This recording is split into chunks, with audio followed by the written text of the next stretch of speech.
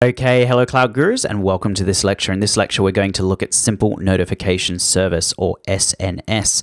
So what is SNS? I'm sure most of you know what it is by now. We did look at it when we set up a billing alert for our AWS environment. But basically, SNS is Simple Notification Service, and it's a web service that makes it easy to set up, operate, and send notifications from the cloud. And it provides developers with a highly scalable, flexible, and cost-effective capability to publish messages from an application and immediately deliver them to subscribers or to other applications. So SNS allows you to do push notifications. You can do these to Apple, to Google, to Fire OS, and to Windows devices, as well as Android devices in China with Baidu Cloud Push. So it allows you to do push notifications to your mobile devices.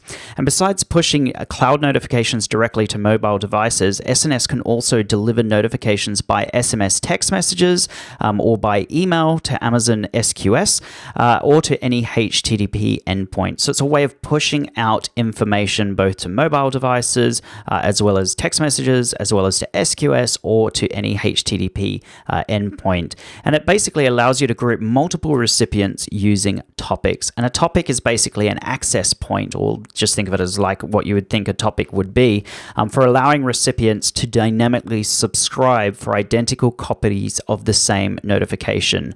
So when you set a billing alert, for example, that's a billing topic. You might have a auto-scaling alert, which is a separate topic. And basically you have subscribers within those topics. So one topic can support deliveries to multiple endpoint types. For example, you can group together iOS, Android, and SMS recipients. And when you publish once to a topic, SNS delivers appropriately formatted copies of your message to each subscriber. And then to prevent messages from being lost, all messages published to SNS are stored redundantly across multiple availability zones. So you don't have to worry about SNS's availability. It is stored redundantly across multiple AZs. And that's really it. You just need to understand what SNS is and the benefits. So in terms of my exam tips, what are the benefits for SNS? Well, it gives you instantaneous push-based delivery. So there's no polling. This is push. It gives you a simple API and easy integration with applications. You get flexible message delivery over multiple transport protocols. It's inexpensive. It's pay-as-you-go model with no upfront costs.